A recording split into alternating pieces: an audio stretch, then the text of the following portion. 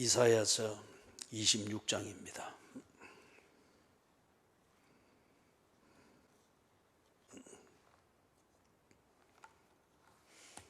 이사야서 26장 1절에서부터 7절.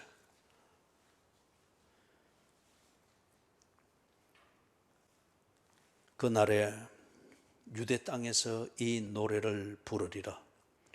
우리에게 견고한 성읍이 있으며 여호와께서 구원을 성벽과 외벽으로 삼으시리로다. 너희는 문들을 열고 신의를 지키는 의로운 나라가 들어오게 할지어다. 주께서 심지가 견고한 자를 평강하고 평강하도록 지키시리니 이는 그가 주를 신뢰함이니이다. 너희는 여호와를 영원히 신뢰하라. 주 여호와는 영원한 반석이시미로다. 높은 데에 거주하는 자를 낮추시며 솟은 성을 헐어 땅에 엎으시되 진토에 미치게 하셨도다. 발이 그것을 밟으리니 곧 빈궁한 자의 발과 곤핍한 자의 걸음이로다. 의인의 길은 정직함이여 정직하신 주께서 의인의 첩경을 평탄하게 하시도다. 아멘.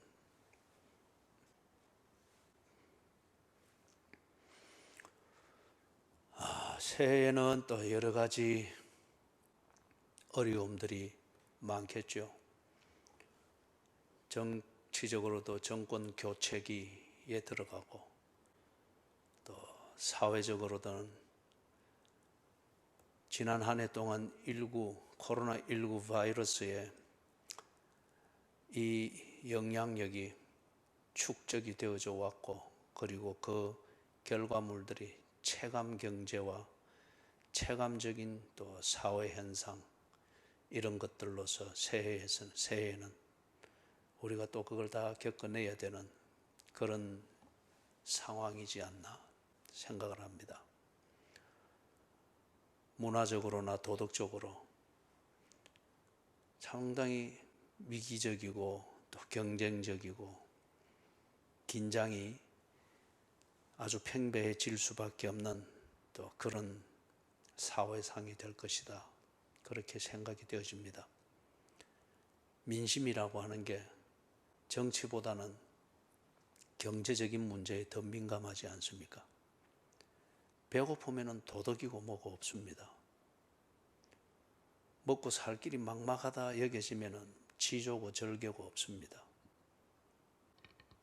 그리고 당장 내 자식이 할 일이 없어진다, 그리고 내 자식이 내일이 암담해지는 그러한 오늘을 보내고 있다, 일이 될 때에는 부모는 네 편 내 편이 없습니다. 자식 살리는 것이 전부가 되는 거죠. 경제적으로 여러 가지로 어려운 걸 우리가 지금 체감을 하고 있습니다. 올해는 더욱더 그렇겠죠. 또 회복기가 될 때는 건접한 그 시기에는 더욱더 그 어려움을 체감을 하게 되는 거죠. 그렇기 때문에 여러 가지 면에서 긴장을 늦출 수가 없고 각오를 단단히 해야 되고, 그리고 정말 살아남는 그 실력을 갖추어야 됩니다. 여러 가지를 할 생각을 하고 있으면은 이미 무언가 준비에 허술함을 가지게 되겠죠. 그야말로 그동안 내가 갈고 닦았던 그 실력을 지금 다 준비를 해야 될 것이며, 그리고 어떤 상황이 되든지 내가 살아야 될 이유는 있고 또 그 이유를 가지고서 살아가야 될 길은 있습니다. 그걸 위해서 누구나 다 자기에게 있는 실력이 있습니다. 우리는 그걸 보통 재능이라 말하고 또 잠재력이라 그리 말하죠. 그것을 지금 꼭 쥐어야 되고, 그리고 그걸 가지고 살아나는 그리고 살아내는 그 실력으로 발휘가 되도록 해야 할 것입니다. 위기가 다가오는 것을 볼 때에 어떤 사람은 도망갈 궁리부터 합니다. 위기가 다가오는 것을 볼 때 이미 망하고 실패한 것처럼 호들갑을 떨면서 지 살 길만 찾는 그런 또 사람들이 거의 대부분이죠. 평온할 때는 다 같은 편입니다. 그리고 다 애국자고 다 친구고 다 헌신자들입니다. 그런데 위기를 느낄 때에는 그때에 우리가 오전에 예배 때 보았던 것처럼 위기를 느낄 그때에 정말 자기 자신의 본질이 나타납니다. 정말 그 사람이 어떤 종류의 사람이었던지, 정말 헌신된 사람인지, 정말 애국자인지, 정말 같은 편인지, 아니면은 평온하기 때문에 표가 안 났을 뿐 지 이기심을 채우는 기회로서 같은 편이 되어주는 이 수단을 이용했던지, 그게 위기 때에 딱 드러납니다. 개인적으로도 그렇겠거니와 가정적으로도 그렇고, 그리고 교회적인 면에서도 위기입니다. 모든 면에서 한국 교회가 위기에 직면합니다. 특히 위기에 직면할 때 한국 교회가 영적인 이 면, 그리고 신학적인 이 정결한 신학적인 면, 이 면에서 이게 어떻게 영향을 받으며 이게 허물어지고 있는가를 보는 문제의식보다는 재정이 고갈이 되어진다 하는 이걸 가지고 교회를 어떻게 운영할 것인가, 아마 이 고민들이 거의 대부분일 겁니다. 그게 무익하거나 잘못되었거나 죄악이다 그리 말할 수는 없습니다. 그러나 그걸 전부로 삼고 그 위기의식 중심으로 처신을 결정을 한다 하면은 도망갈 생각하고 지 살 길 찾을 생각하고 이 목회자는 성도를 돌보는, 그때 정말 목회의 실력이 나와야 되는 거죠. 그리고 교인들은 그런 과정에서 정말 그들의 교인됨의 실력이 나와야 되는 거죠.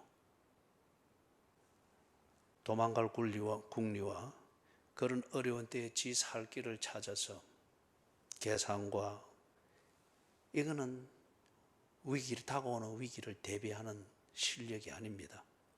그죠? 그건 그 실력이 아닙니다. 오늘 읽었던 이 본문에서 다가오는 위기를 대비하는 그 진정한 실력이 무엇인지 그것을 볼 수가 있습니다. 여기에 지혜가 있고 통찰력이 있고 해안이 있고, 그리고 위기를 버텨내는 그 맷집이 있습니다. 울며 씨를 뿌리는 것, 여러분 그거는 맷집이 없으면 안 됩니다. 기쁨으로 단을 거두리라, 이것만을 생각을 하고 있는, 이거는 낙관주의입니다. 낙관주의처럼 인생을 사기를 치는 게 없죠. 기쁨으로 단을 거두리라, 이 희망을 가지고 있고 이 희망이 자신의 신념이 되는 것 같으면 울며 씨를 뿌리는 이 과정을 감수해내는 맷집이 있어야 됩니다. 그렇기 때문에 실력의 중요한 요소 중에 하나는 맷집입니다.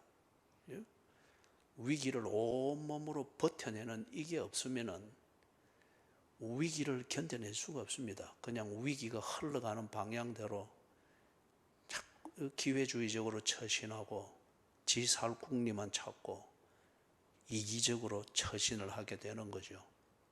그거는 바람에 날리는 겨도 바람 따라서 얼마든지 움직이죠. 그렇기 때문에 그거는 위기를 대비하는 것이 아닙니다. 오늘 읽은 이 본문에서는 다가오는 위기를 통찰하는 통찰력과 그리고 이 위기가 전부가 아니라 이 위기를 통해서 진정한 기회가 오고 그 가치가 이루어지는 그것을 보는 해안이 여기에 있습니다. 그리고 거기까지 이르게 되는 그 과정을 견뎌내는 맷집이 여기에 또한 있습니다. 그리고 그 맷집만 가지고도 되는 게 아니죠. 맷집을 가지고 처신을 해내는 게 필요합니다. 그래서 절개가 또한 여기에 있습니다. 그렇기 때문에 이런 요소들을 갖출 때에 다가오는 위기, 그것은 우리를 신중하게 만들지, 우리를 그리스도인답지 못하도록 기회주의적이고 이기주의적으로 지 살 길만 찾아서 전전긍긍하는 그런 초라한 바람에 날리는 겨처럼 되지 않도록 우리를 지켜주는 그 준비자 실력이다. 이것을 지금 이 본문에서 볼 수가 있습니다. 1절에 보니까 그 날에 유대 땅에서 이 노래를 부를 것이다. 그리 말하죠. 그 날에 유대 땅이 어떤 상황일까요? 이거는 대단한 위기입니다. 지금 이사야서 1장에서부터 39장은 전쟁을 예고하고 있습니다. 전쟁. 바벨론이 쳐들어오고 그 바벨론에 의해서 유대 땅이 초토화되고 그 다음에 패망하고 사람들은 바벨론으로 볼모 잡혀서 포로로 끌려가게 되고 이 처참한 그 일들이 다가오고 있는 것을 지금 예고하고 있는 것이 이사야서 1장에서부터 39장의 내용이거든요. 이건 이 유대의 백성들이 하나님과의 언약, 이것을 지키는 그 정도의 길에서 벗어났기 때문에 벗어나면 사고의 시작이지 않습니까? 그것을 벗어났기 때문에 그 결과물을 이들이 지금 듣고 있는 겁니다. 이렇게 되지 않으려고 하면은 오늘 오전 예배의 메시지처럼 언약을 중심으로 돌아와야 됩니다. 길로 다시 돌아와야 됩니다. 그러지 않으면은 길을 벗어난 끝에 결과물인 그 사고라고 하는 것을 당하게 되겠죠. 이걸 지금 예고하고 있는 겁니다. 그래서 그날에 유대 땅, 그는 전쟁으로서 아주 피폐해질 수밖에 없는 그런 상황이 대두되고 있다는 거예요. 그들이 지금 이렇게 살아가는 그 내용을 볼 때 재난이고 피폐하고 절망적입니다. 그리고 먹고 살 길이 난감합니다. 그리 되다 보니 이 유대 백성들, 평소에 지금도 유대 백성들이 지금 이 말을, 이 예언을 듣고 있는 때에도 보면 아주 종교적이고 신비하고 거룩하고 정상적으로 모든 게 돌아가는 것 같고 거기에 내 신분과 위치가 있는 것 같습니다. 그런데 지금 그들의 있는 실상대로 시간이 가면 그 실상이 드러나잖아요. 그래서 이 전쟁의 상황을 초래하게 될 때에 그때는 지금 고상하게 보이고 애국자처럼 보이고 헌신적으로 보이고 하나님 백성처럼 보이는 이들이 그때는 기회주의자로 탁 드러나고 이기주의자로 탁 드러나고 지 살 길을 찾기 위하여서 지배를 불리기 위해서 평온한 때에 애국자인 척 이 방법을 썼을 뿐인 거예요. 그렇게 됐더라고요. 그래서 그 날은 어떤 날인가? 재난의 날입니다. 그리고 바로 이들이 살고 있는 유대 땅에 이 재난이 체감적인 경제와 체감의 도덕과 체감적인 그 실상으로 쫙 드러나는 때입니다. 그런데 거기에 반전이 있습니다. 이 노래를 부르리라. 이 신비합니다. 온 세상이 망한 것 같은데, 그런데 그 망한 속에 노래를 부름이 있는 삶이 있다. 이걸 지금 예언을 하고 있습니다. 어떻게 온 세상이 재난과 피폐함과 절망, 그리고 먹고 살 길이 난감하여서 기회주의적이고 약삭빠르고 이기적으로 처신하는 것이 당연한 지혜와 아주 실력처럼 여겨질 수 있는 그런 아주 절박하고 절망적인 그런 상황인데, 거기에 어떻게 노래를 부르는 이 평화롭고 여유 있고 여전히 흔들림이 없이 자신의 삶을 살아가고 있는 이런 자들의 삶이 있단 말인가? 이 노래를 부르리라. 어떤 내용의 노래인가? 다른 말로 말하면은 1절 하반절에서부터 7절까지의 이 내용, 노래의 가사와 이 멜로디를 볼 때에, 그죠? 이건 곧 그들의 삶이지 않습니까? 이런 내용의 삶을 일상에서 살고 있다고 하면은 이거는 분명히 탄식보다는 그들에게서 노래가 나오겠죠. 1절에서부터 7절에 이런 내용의 일상을 그들이 실제로 살고 있다고 하면은 그들은 절망하기보다는 절망스러운 상황에서도 이들은 분명히 희망을 여전히 만지고 있고 희망을 가꾸고 있을 것입니다. 어떤 내용의 삶인가? 1절 하반절에 노래의 가사, 우리에게 견고한 성읍이 있으며 여호와께서 구원을 성벽과 외벽으로 삼으시리로다. 지금 예언대로 같으면 그날에 바벨론이 들어와 가지고 처참하게 다 무너뜨렸습니다. 다 무너뜨리고 성전을 허물어뜨리고 그리해서 견고한 성읍이라 믿었는데 견고하지 못했습니다. 그리고 그걸 믿고 그들은 자기의 방식대로 살았는데 믿었던 그게 허물어질 때 정말 사람들은 당황하게 되죠. 혼비백산하게 되죠. 믿은 구석이 무너질 때에 더 이상 기댈 길이 없습니다. 그런데 그날에 지금 이런 이 무리들에게는 견고한 성읍이 있다고 합니다. 바벨론이 무너뜨릴 수 없는 성읍. 그 성읍 안에 거할 때에 어떤 군대도 어떤 세력도 어떤 상황도 침범할 수 없는 견고한 성읍이 있는데, 그 성읍의 구조를 보니 성벽이 있고 다시 또 외벽이 있습니다. 이건 아주 잘 지어진 성읍입니다. 옛날 성들을 볼 때에 원래 그 성벽, 이것은 이제 중심 그거죠. 여기에 대해서 다른 외침에 대하여서 외부의 침략을 막기 위해서 외벽을 하나 더 짓는 거예요.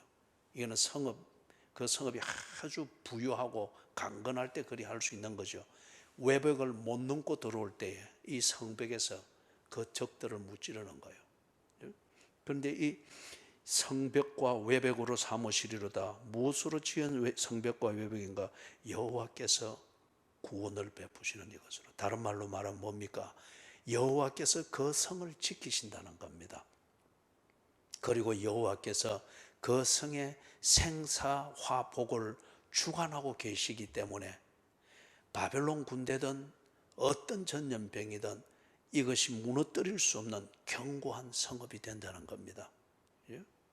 그렇기 때문에 이 사람들은 온 세상이 뒤집어져도 이 성읍 안에 거하면서 여호와의 구원이라고 하는 이 성읍 안에 거하는 자들은 혼비백산할 일이 없다는 거예요.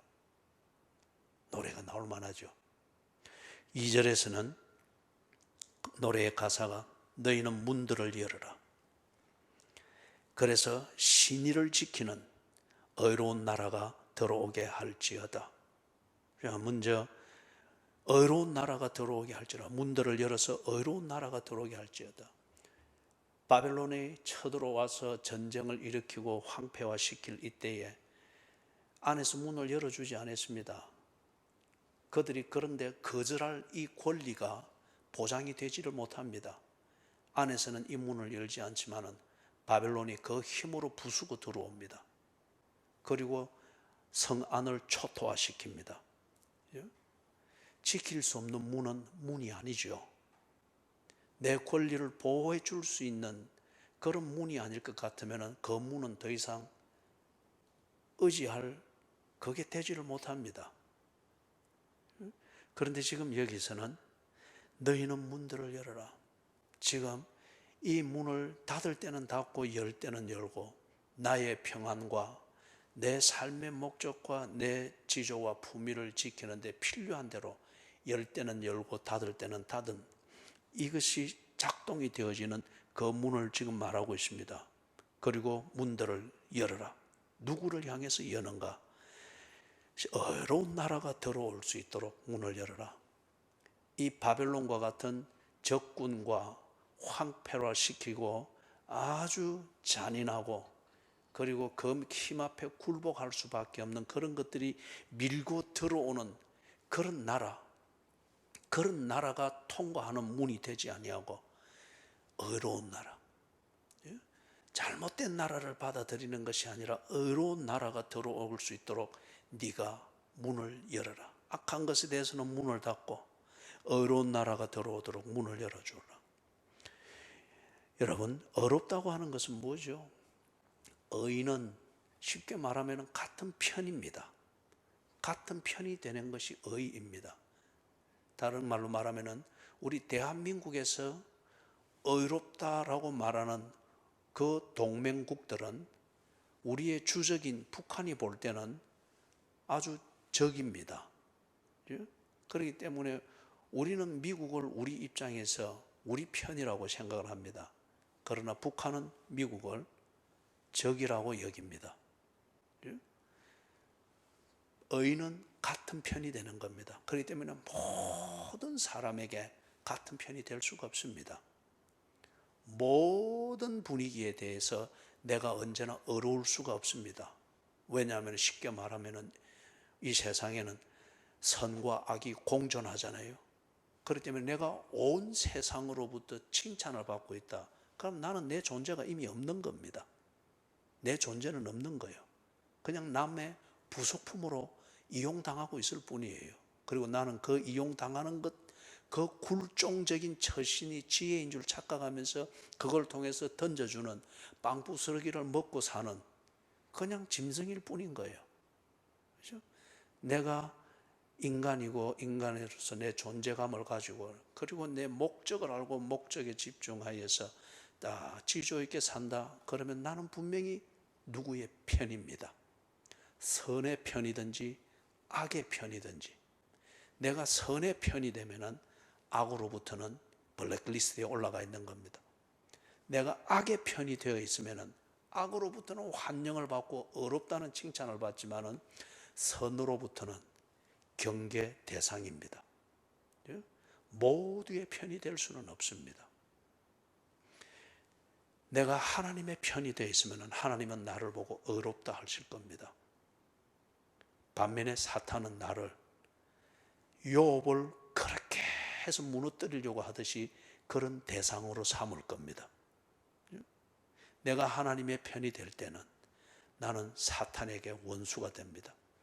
내가 사탄의 편이 될 때는 하나님은 나를 보고 악하다고 말할 것입니다. 사탄과 하나님은 하나가 아니기 때문에 어느 한쪽의 편이 될 때는 다른 상대방에 대해서는 나는 적이 되는 거죠.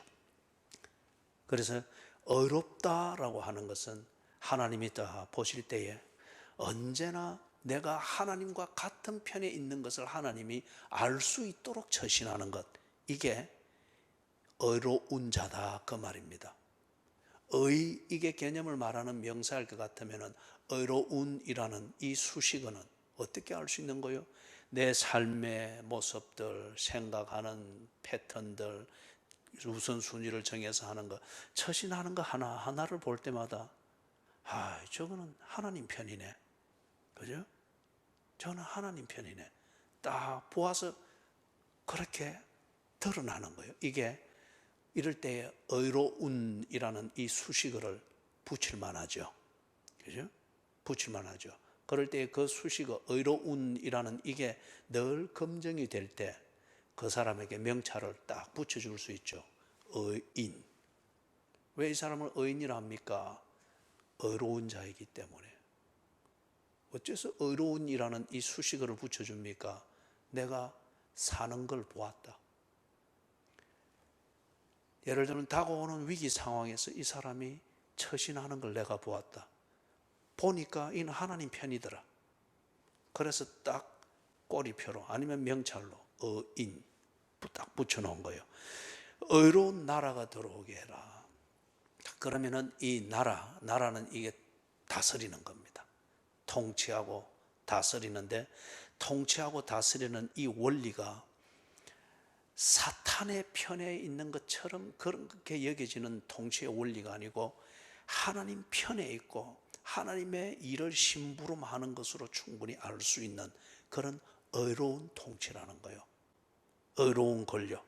그래서 의로운 나라, 이렇게 말을 하는 거죠. 의로운 나라가 들어온다. 자, 그런데 특징이 있습니다.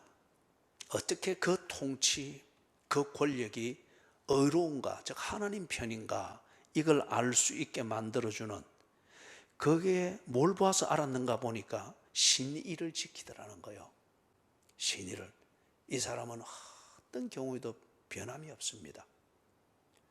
경기가 좋을 때든 경기가 나쁠 때든 병들었을 때든 건강할 때든 코로나19가 해서 전염병의 분위기로 확 둘러싸였던 또는 그렇지 않던 이 사람은 신의가 있는 거예요. 다시 말해서 한 믿으면 딱 믿고, 그리고 그 상대방도 이 사람을 신뢰해 줄 만한 이게 딱 있는 거예요. 그리고 언제나 의리를 지키는 거예요. 그죠? 보든지 안 보든지 좋을 때든지 구절 때든지 나는 당신 편입니다. 나는 하나님 편입니다. 이 신의를 딱 지키는 이 모습들이 있는 거예요. 그걸 딱 보니까 저는 하나님 편이네. 저 사람은 참 하나님 편이네. 그래서 신의를 지키는 이 일상의 모습을 보면서 이런 것을 통치하는 원리는 의로운 통치다.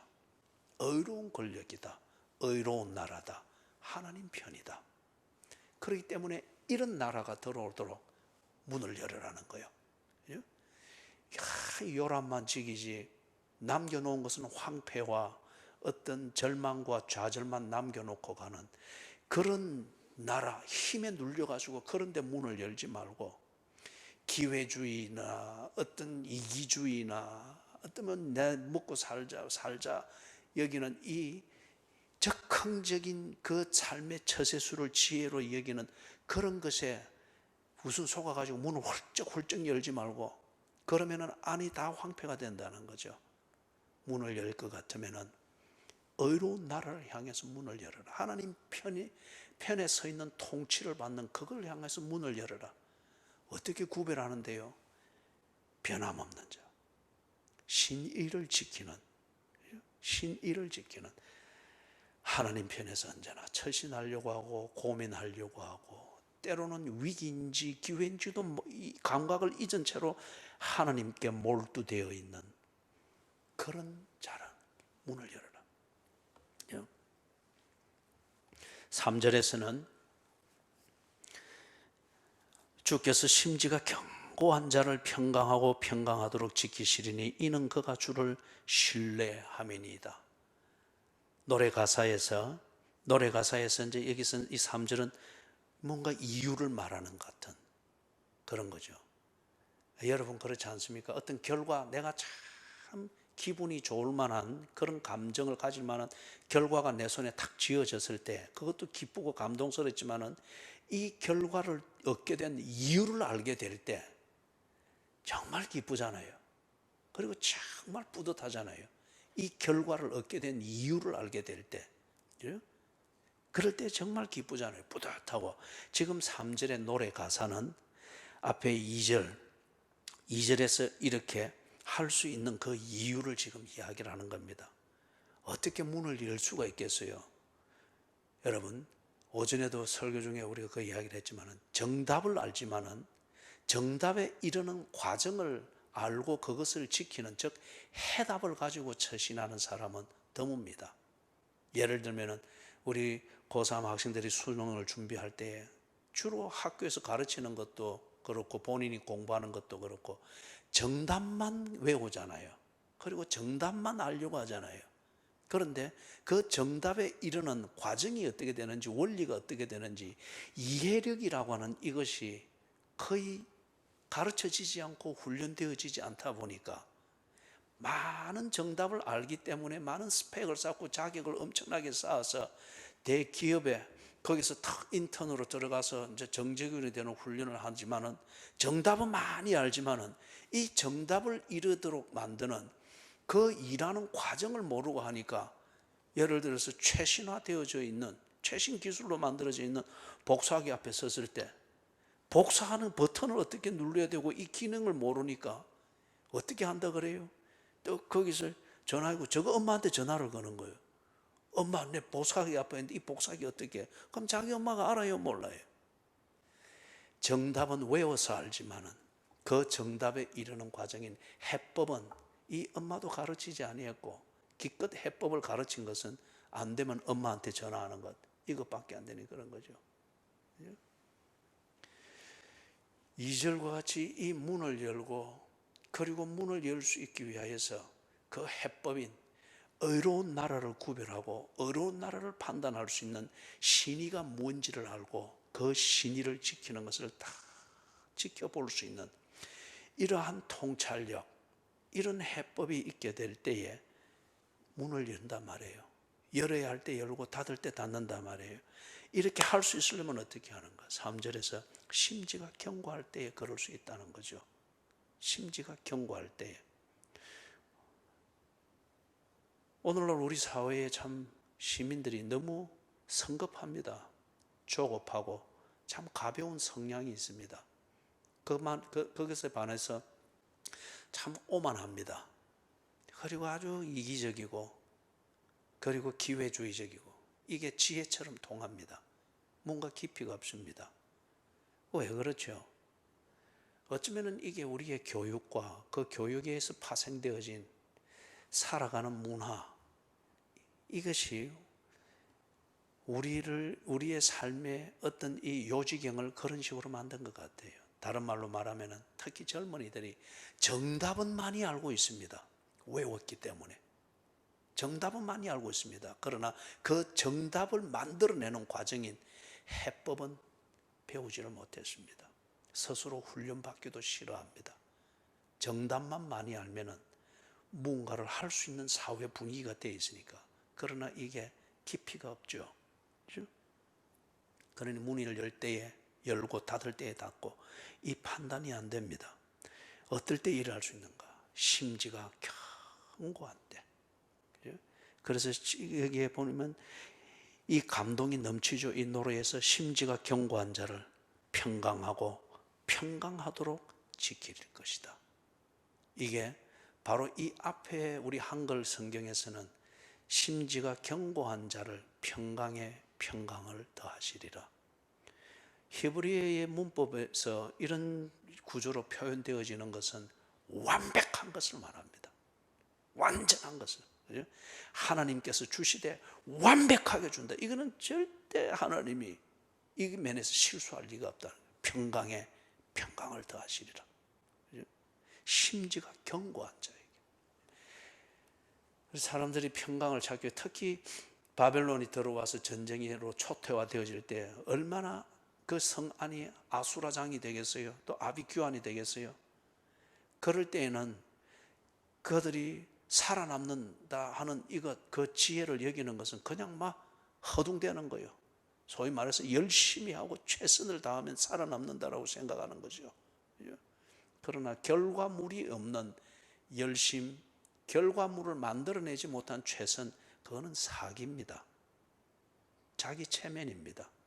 그 상황을 넘기고자 하는 자기 처세술에 지나지 않는 거죠. 그럴 때에 누가 평강을 찾는가? 심지가 견고한 자. 왜 심지가 견고한가? 이게 아집을 말하는 것이 아니고 심지가 견고한 것을 판단하는 그 기준이 그 하반절에 되어 있죠. 이는 그가 주를 신뢰함이니이다. 주를 신뢰함이니이다. 만약에 이 사람이 신뢰하는 그 주님이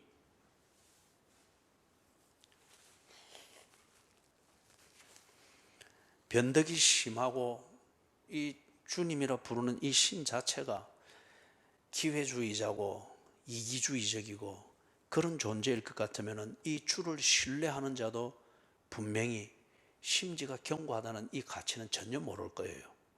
그죠? 전혀 모를 거예요. 그런데 이 주님이 변함이 없고 딱 언제나 계획을 가지고 당신이 하고자 하는 일을 하는 그런 분이다. 그리고 그분을 신뢰한다. 그러면 여러분 전쟁이 일어나고 어떤 황폐화되어지는 이 상황들이 막 전개되어진다 할지라도 주님을 신뢰하는 자일 것 같으면 그가 처신해야 될 것은 분명히 언제나 정리되어 있는 거죠. 그죠? 그게 어떤 때에는 고요 속에서 정리되어 있는 대로 한 걸음 한 걸음 걸어갈 거고 또 어느 과정에서는 위기가 실제 상황이 되어가지고 아비규환이 일어나는 그 속에서도 그러나 똑같잖아요. 그 주를 신뢰하는 것, 신뢰하면서 하기 때문에 내가 걸어가야 될 그 아젠다는 분명하잖아요. 그죠? 단지 환경이 바뀌었을 뿐이에요. 그렇기 때문에 여기서 심지가 견고한 것의 비결은 주를 신뢰하는 그 신뢰함을 가지고서 자기 처신을 하는 그것임을 알 수 있습니다. 여러분 우리는 이걸 가리켜서 절개라는 말로 표현할 수 있겠죠. 절개. 그죠? 절개. 사랑하는 여러분, 만약에 이 절개가 없다고 하면은 매사는 내게 있어서 선택사항이 됩니다. 이걸 할까 저걸 할까 이것도 뭐 할 만하고 저것도 할 만하고 절개가 없으면 매사는 내게 있어서 선택사항이 됩니다. 그런데 생각을 해보십시오. 언제나 선택사항이 내 앞에 놓여 있다. 그리고 선택할 수 있는 것이 2, 3, 4, 5, 6개 많으면 많을수록 그건 뭡니까? 여러분 그게 혼돈입니다. 그게 혼돈입니다. 할 게 없기 때문에 혼돈이 아니고 내 눈에 할 게 너무 많이 보이기 때문에 선택할 수 있는 것이 너무 많기 때문에 그리고 이 선택이 늘 이어지기 때문에 그게 혼돈입니다. 혼돈인 거죠. 절개는 이미 딱 정해져 있는 거죠. 가는 길이. 그러나 절개가 없을 때에 심지가 견고하지 못할 때에 모든 것이 그에게는 기회처럼 보입니다. 좋게 보일 때는. 그러나 거꾸로 볼 때는 절망으로 보이는 거죠. 이게 기회주의자들의 특징이고 이기주의자들이 직면하게 되는 특징입니다. 그들이 기분이 좋을 때는 너무 많은 기회 때문에 행복해하는 것 같으나 그 감정 시그러지면은 다 혼돈이고 불안이다 말이에요. 그죠? 4절에서 나오는 노래 가사는 너희는 여호와를 영원히 신뢰하라. 주 여호와는 영원한 반석이시미로다. 자, 여러분 여기 영원의 개념이 나오죠. 너희는 여호와를 영원히 신뢰하라. 그렇죠. 영원한 것이면은 정말 신뢰할 만하죠. 왜냐하면은 내가 사는 세상, 내가 사는 이 시대, 그리고 내가 맞이한 기대 반 염려 반으로 맞이한 2021년은 여러분 절대 영원하지 않죠. 변하기 쉬운 세상에서 변하지 않는 하나님의 약속을 신뢰하는 그리고 믿는 중심으로 사는 것이 그리스도인이라고 했습니다. 이걸 여러분 인정해야 됩니다. 변하기 쉬운 세상에 세상이 우리의 신앙을 보증해주고 만들어주는 게 아닙니다.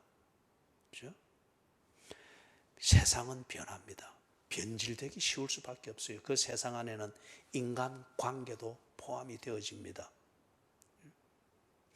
변하기 쉬운 세상에서 변하지 않는 하나님의 약속을 알고 그 약속 위에 다 서서 자기를 지키는 것, 이게 변질되기 쉬운 세상을 흔들림 없이 그리스도인답게 처신해 나가는 그 비밀이죠.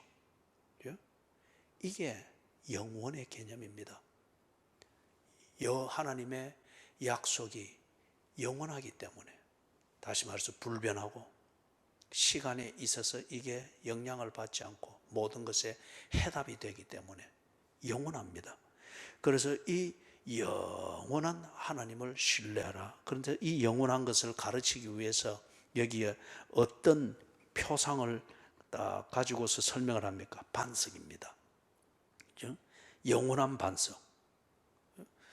이 유대인들은 이 반석에 대한 반석을 그 가치를 실감하고 있어요. 예를 들어서 그들이 반사막 같은 이 광야를 갈 때 특히 이 카라반들, 장사꾼들이 낙타를 끌고 큰 길을 이리 갈 때 방향을 잡잖아요. 밤에는 별자리를 보고서 가고, 그리고 낮 되면 그 뜨거운 태양 아래에서 뭘 보고 이 방향을 잡습니까? 반석이거든요. 털 다니던 그 루트 주변에서 길을 찾아갈 때 거기에 반석이 있는 거예요. 거기에 나무가 있거나 아니면 뭔가 모래성이 있으면 바람 세게 불고 이렇게 홍수 나고 하면 없어질 수 있겠죠. 그러나 반석은 언제나 그 자리에 있는 거라. 물이 나고 홍수가 나서 범람하에서 홍수가 썰고 지나가고 나면은 표적이 될 만한 것들이 사가지고 뭐 강줄기도 깎여 나오고 하잖아요. 그런데 반석은 늘 그 자리에 있는 거라. 그리고 밤이 되면 또 엄청나게 춥단 말이에요. 그때 이 길을 가는 나그네들이 다 몸을 피하고 그래 하는 게 반석에 기대어 가지고 거기서 몸을 피하고 밤을 맞는단 말이에요. 그죠? 그렇기 때문에 이 사람들은 이 반석의 절개, 그리고 반석이 변함이 없는 것, 그리고 반석을 신뢰하면 길을 찾을 수 있고, 반석을 신뢰하면 그 밤을 날 수가 있는 안전함이 있다고 하는 것을 압니다. 그렇기 때문에 하나님의 영원하심, 이것을 헬라 철학처럼 철학적 사변으로 설명하지 아니하고, 그래서 논리적 동의를 구하는 설득이 아니고 그들이 삶으로서 경험하고 있는 것, 무엇이 신실한 것이더냐 그들은 알고 있거든요. 그 반석에다가 하나님의 불변하심, 해답되심, 변함없으심, 지속하심, 이 영혼을 딱 비교해서 설명을 하는 거예요. 그렇기 때문에 내가 힘들 때에 위기와 같은 밤이나 위기와 같은 길을 찾는 이때에 반석을 의지하고 신뢰하듯이 바로 그 하나님을 신뢰하라는 거예요.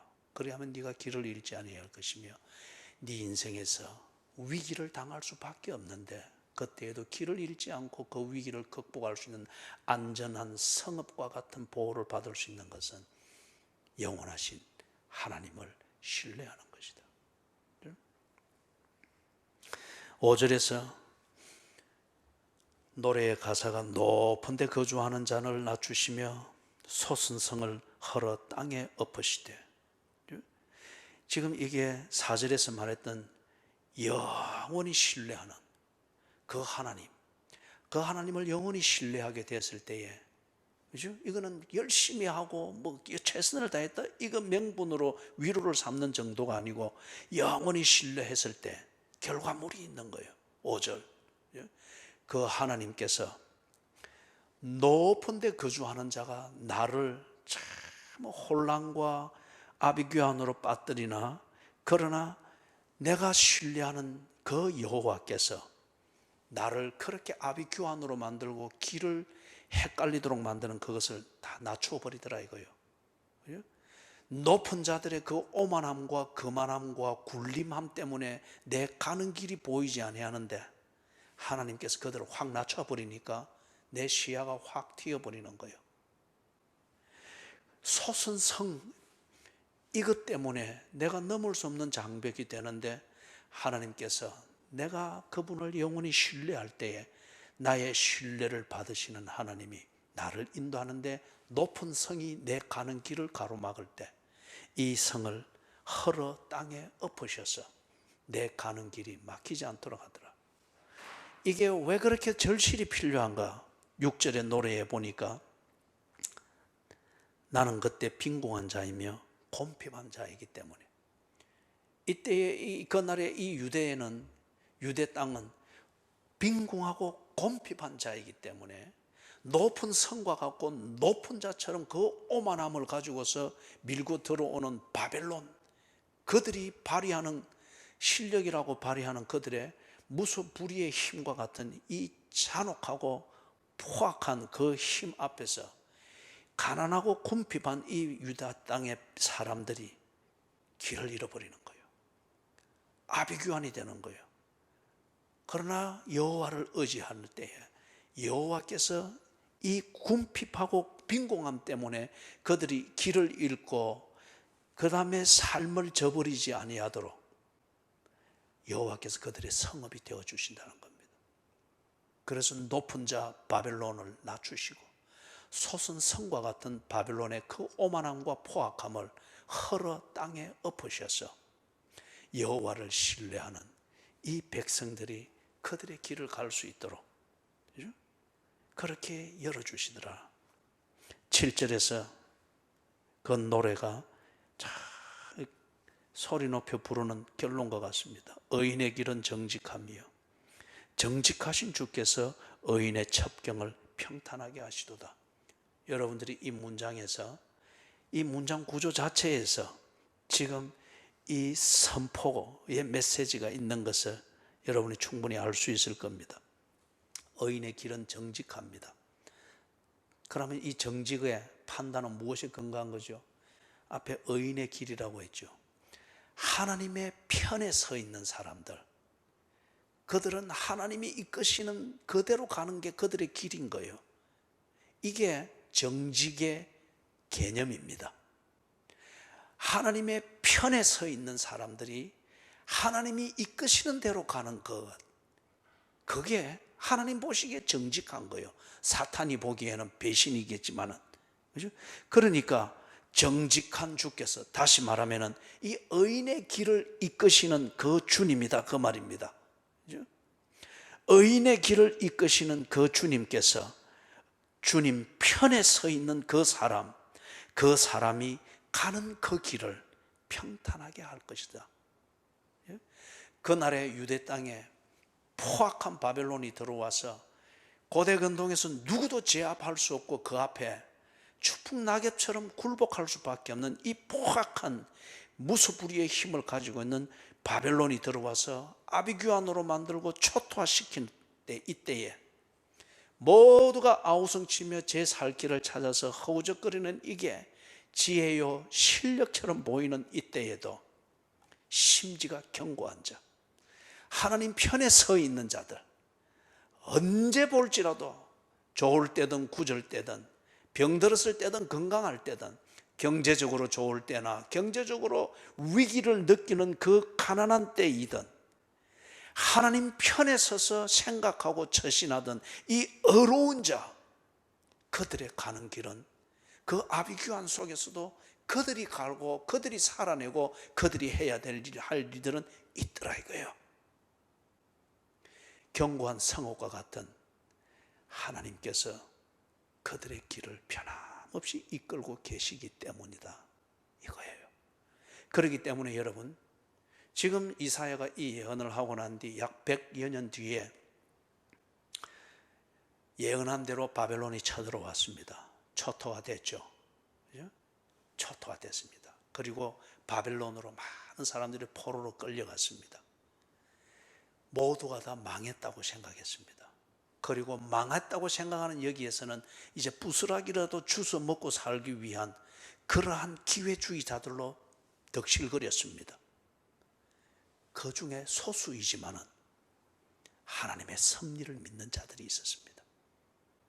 하나님께서 언약을 어긴 백성들을 판 자체를 흔들어 버리고 다시 판을 짜서 하나님과의 언약 관계 안에서 다시금 제 길로 갈 수 있도록 하나님이 우리를 고치신다.